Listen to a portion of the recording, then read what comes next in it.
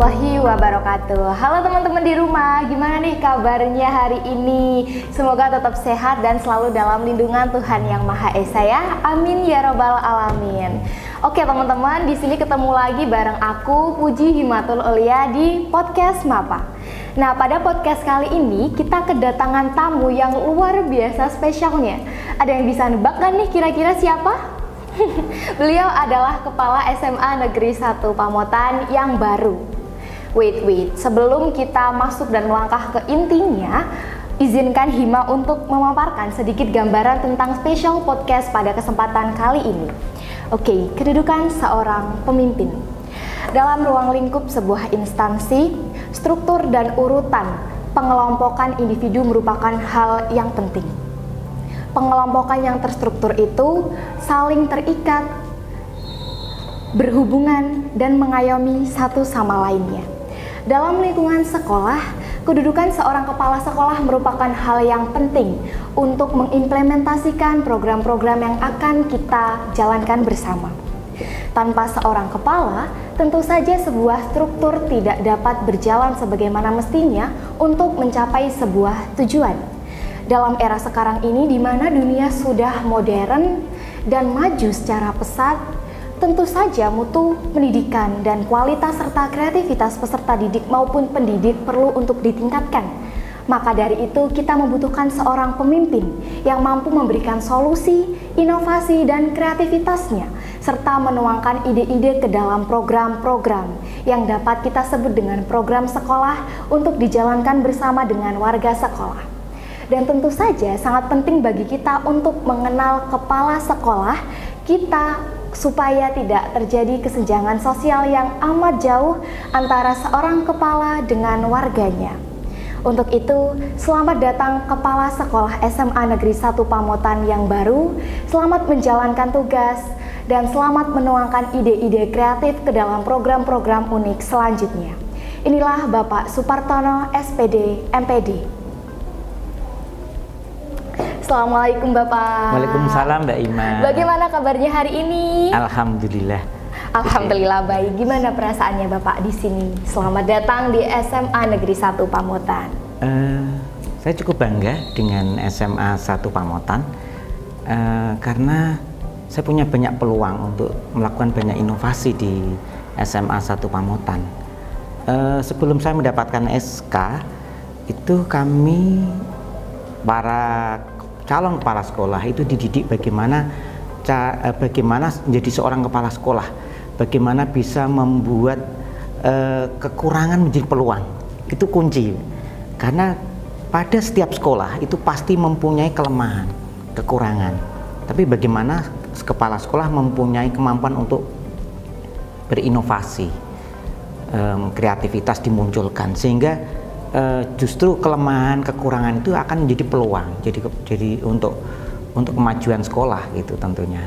Wow, sebenarnya ini adalah momen-momen terhormat saya bisa berbincang dengan Pak Anton selaku Kepala SMA Negeri 1 Pamotan yang baru. Terima kasih sudah diberi kesempatan ini ya, Bapak. Untuk menjadi seperti sekarang ini tentu bukan suatu hal yang mudah dan bukan perjalanan yang singkat. Kalau boleh saya meminta kepada Bapak, mohon perkenalkan diri dahulu bagaimana Bapak kepada teman-teman supaya kita lebih saling mengenal. Oke, terima kasih Mbak Ima. Perkenalkan, nama saya Supartono, sering dipanggil Pak Anton. Saya asli Jepara.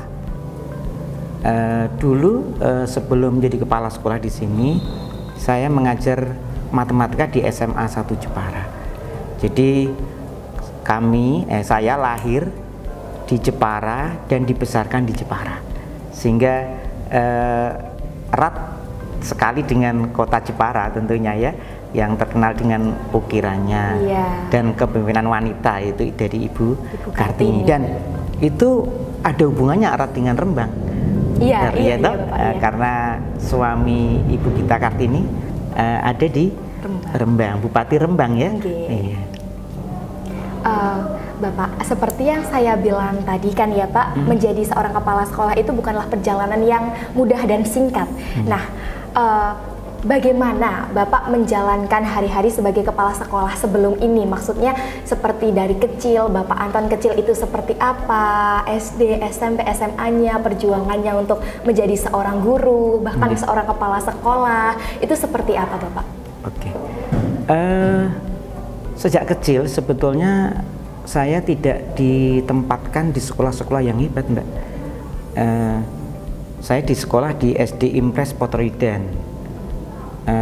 Sekolah yang mungkin tidak menjadi acuan warga di Jepara, namun itu tidak menjadikan saya itu rendah diri ya. Bagi saya sekolah adalah tempat untuk menjadi lebih baik gitu.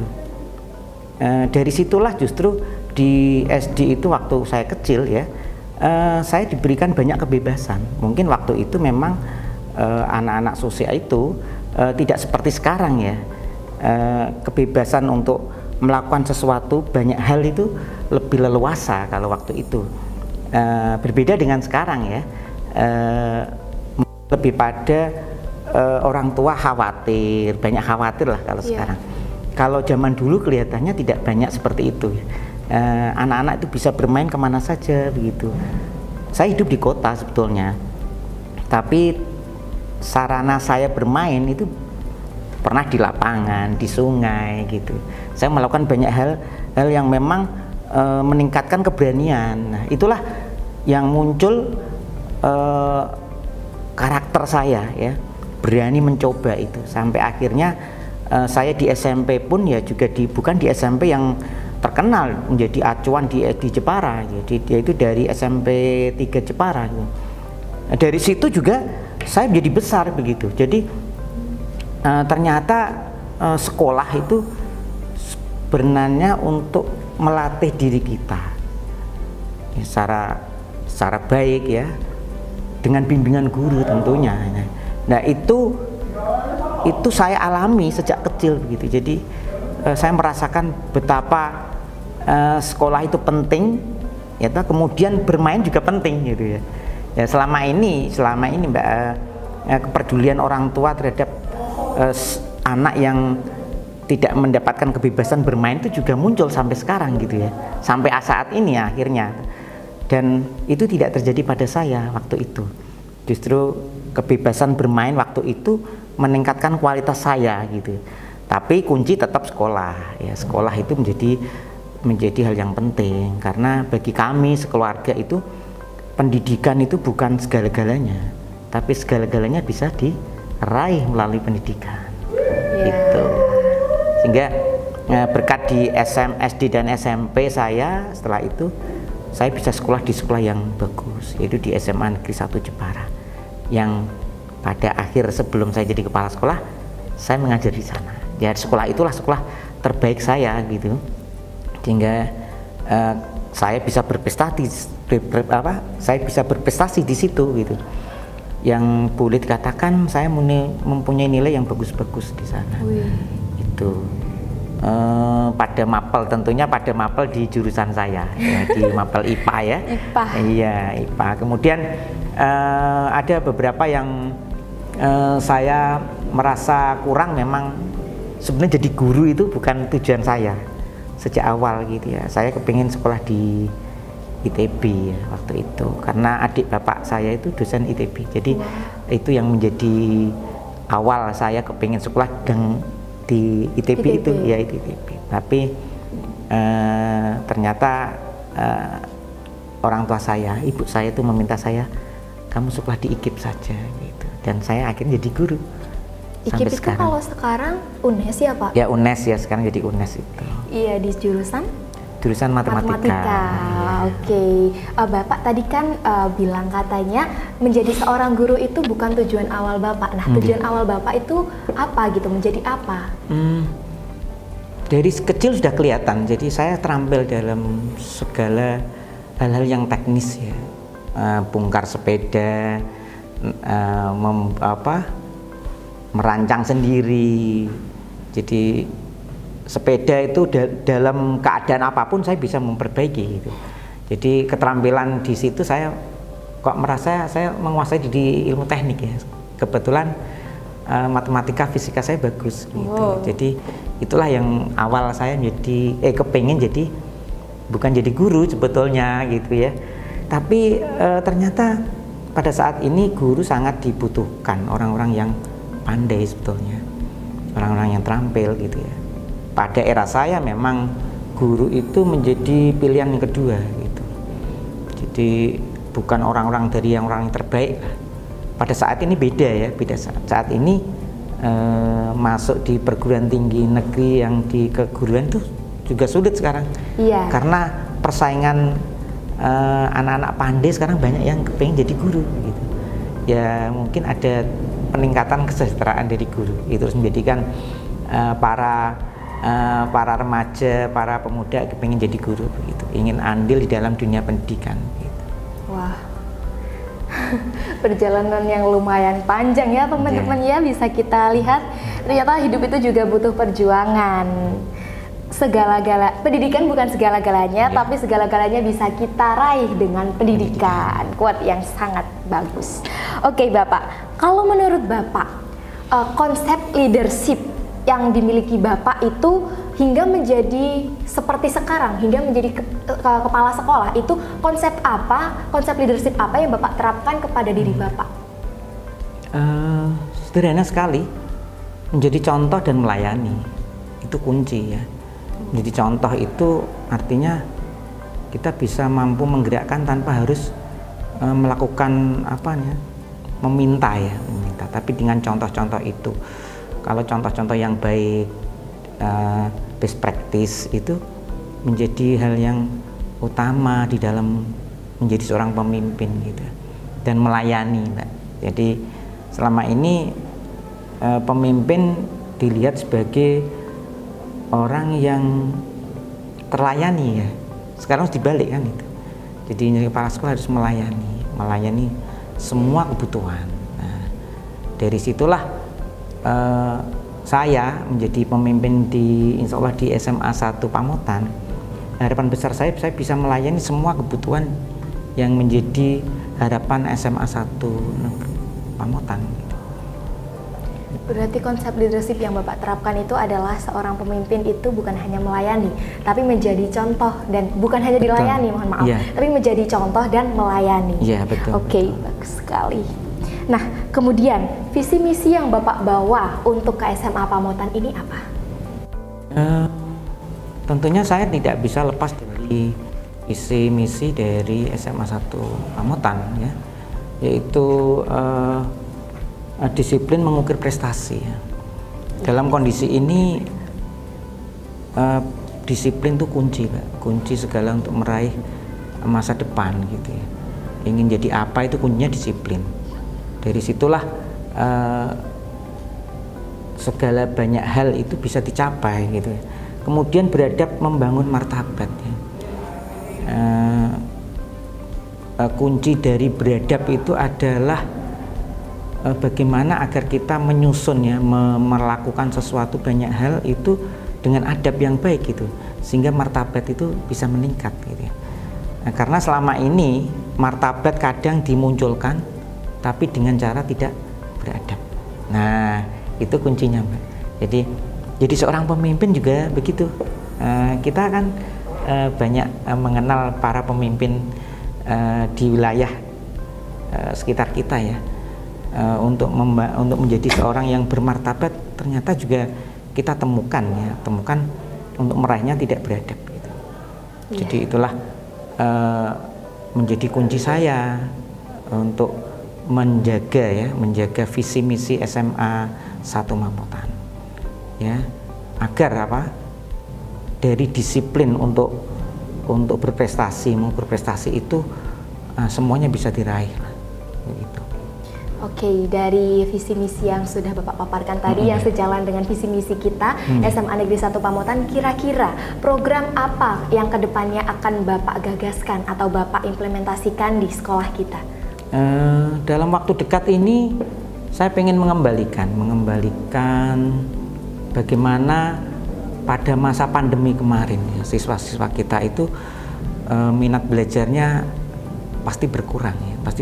Dan ini setelah terjadi pertemuan tatap muka ini, itu butuh waktu untuk mengembalikan bahwa belajar itu penting. Selama ini sudah lama dia belajar dari rumah gitu. Itu kemudian komunikasi dengan siswa juga tetap bermasalah ya, karena kondisi 2 tahun pandemi ini justru menjadikan siswa itu tidak banyak punya kemampuan di dalam keterampilan di dalam berkomunikasi, padahal itu penting di dalam dunia pendidikan. Kita akan meraihnya dari situ. Jadi selama ini pendidikan dianggap hanya menunjukkan pada kemampuan kognisi ya, keterampilan dia lupakan, dia lupakan. Dan saya melihat bahwa di SMA Pamotan ini kelihatannya kemampuan di keterampilannya luar biasa. Dan saya meyakini guru kepala sekolah itu bisa membentuk di sini, karena di keterampilan ini kita mampu berpeluang sampai 75%. Wow. Ya, untuk mengembangkan keterampilan. Tapi secara akademik itu kita guru itu hanya diberi kemampuan tidak lebih dari 25%. Jadi karena sisanya adalah dari genetik ya, dari genetik secara akademik ya. Tapi secara keterampilan kita bisa membentuk dari luar. Nah, itulah yang nanti akan kita wujudkan visi misi kita gitu dari situ. Nah, dengan keterampilan-keterampilan yang kita kembangkan di proses pembelajaran ya tentunya, karena kita langsung berhadapan dengan siswa ya, itu nanti kita akan mewujudkan siswa-siswa yang betul-betul terampil, yang siap hidup di masa depannya gitu. Iya, karena masa depan tidak ada yang tahu. Jadi kita membutuhkan sebuah keterampilan. Iya, betul. Nah, tapi kan Pak, program itu kan sepertinya program jangka panjang yang pelaksanaannya lumayan lama gitu. Nah, untuk rencana Bapak pada program jangka pendek dan jangka menengah atau sedang itu apa untuk SMA kita? Kalau jangka pendek ini saya akan melakukan percepatan digitalisasi, literasi ya tentunya. Karena dengan literasi kita punya banyak peluang untuk membuka siswa untuk melihat dunia luar gitu. Kita sudah punya gedung baru, gedung literasi ya, yang kemarin dikukuhkan oleh kepala sekolah lama. Saya betul-betul bangga ya, kita mempunyai ruang literasi yang luar biasa, yang cukup memadai untuk siswa-siswa kita untuk berkembang gitu. Itu yang jangka pendek saya. Jangka menengah tentunya tetap kita akan mengembangkan ya keterampilan di dalam membatik ya. Kita punya andalan yang boleh dikatakan luar biasa yang mungkin tidak dimiliki di sekolah lain gitu ya. Kita akan kembangkan di SMA 1 Pamotan yang sudah tahun lalu ya, kita sudah bisa mencetak seragam siswa ya, khususnya batik yang dicetak oleh siswa dan guru sendiri gitu, dan dipakai ya. Kita bangga dengan apa yang menjadi karya kita. Itu jangka menengah kita. Jadi agar siswa-siswa kami itu SMA 1 Pamotan itu menjadi siswa-siswa yang siap hidup nanti setelah setelah dari SMA 1 Pamotan. Yang tentunya tetap kami juga akan membidik dari sisi akademik, karena dari sisi akademik juga perlu kita kembangkan, karena sistem zonasi ini tidak menutup kemungkinan anak-anak yang pandai itu tetap sekolah di tempat kami, tempat kita kan gitu. Tidak bisa sekolah yang lain, dan kita harus bisa melayani mereka untuk siap bisa melanjutkan setelah nanti dari SMA 1 Pamotan. Harapan besar itu pasti ada ya. Walaupun kita akan mengembangkan di kemampuan keterampilan mereka, tapi jangan lupa bahwa kita memiliki anak-anak yang mempunyai kemampuan akademik yang luar biasa, yang tetap sekolah di SMA yang kita cintai ini. Iya, betul. Dari zonasi itu ternyata juga banyak manfaatnya ya Bapak ya. Nah, untuk program unggulan Bapak yang ingin Bapak terapkan di sini itu apa? Kan kita juga dulu kan mempunyai program unggulan. Apakah program unggulan itu akan tetap dipertahankan atau nanti Bapak akan mencari program unggulan yang baru untuk SMA kita? Untuk sementara jangka menengah untuk 4 tahun ini saya tetap akan menjadikan sekolah ini mempunyai kemampuan membatik, ya, membatik. Itu keterampilan-keterampilan di luar akademik, ya. Dan sekolah kita sampai saat ini, ya, setelah saya di SMA 1 Pamotan, ternyata mempunyai kemampuan prestasi di non akademik juga cukup luar biasa, ya. Kemarin kalau tidak salah kita membawa medali 7 lomba, ya, 7 mata lomba non akademik, ya, luar biasa dari SMA 1 Pamotan. Jadi itu menjadi kebanggaan, karena kebanggaan tidak harus pada akademik saja, ya. Karena siswa berprestasi dari non akademik juga akan kita bawa terus, kita antar mereka agar mereka itu siap yang mereka inginkan, gitu. Intinya siapapun yang berprestasi bisa diberdayakan di SMA. Iya, makanya leadership kami itu adalah melayani, jadi melayani.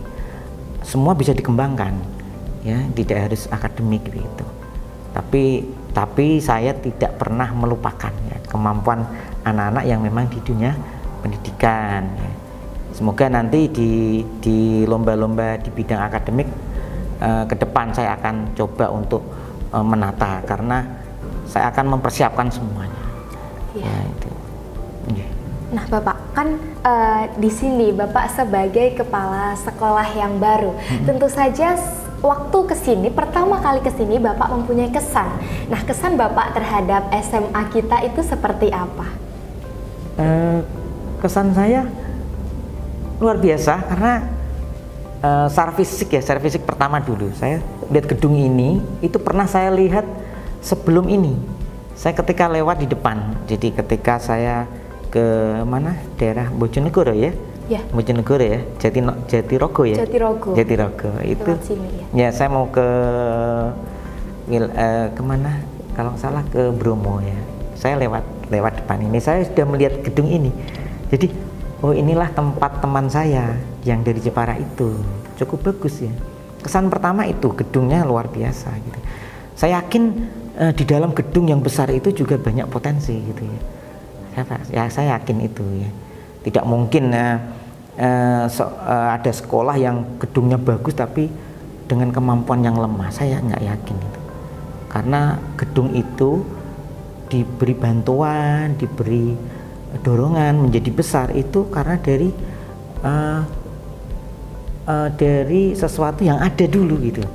Jadi dari level instrumen yang dibuat oleh sekolah, gitu. Kemudian sampai akhirnya mendapatkan bantuan, ya, sehingga saya mengatakan bahwa gedung itu menjadi citra pertama saya bahwa sekolah ini betul-betul sekolah yang bagus, gitu. Itu citra pertama saya. Gitu, luar biasa, gitu, ya, Pak. Wow, kesan pertama yang luar biasa. Ini untuk yang terakhir, Bapak, sebelum kita tutup podcast pada kesempatan kali ini. Harapan Bapak ke depannya untuk warga SMA Negeri 1 Pamotan itu seperti apa? Harapan saya, khususnya kehadiran saya ingin bersama-sama dengan anak-anak bisa mewujudkan impian mereka semuanya. Jadi dari sisi kurikulum, sarpras, humas itu semoga terlayani dengan baik, dan wujud dari semua itu adalah visi yang sudah dikembangkan oleh founding father SMA 1 Pamotan, ya, yaitu disiplin mengukir prestasi, beradab membangun martabat. Itu yang akan kami coba lakukan yang terbaik untuk SMA 1 Pamotan, karena saya sudah menjadi bagian dari SMA 1 Pamotan, ya. Saya tidak pengen segera kembali ke Jepara segera juga, enggak.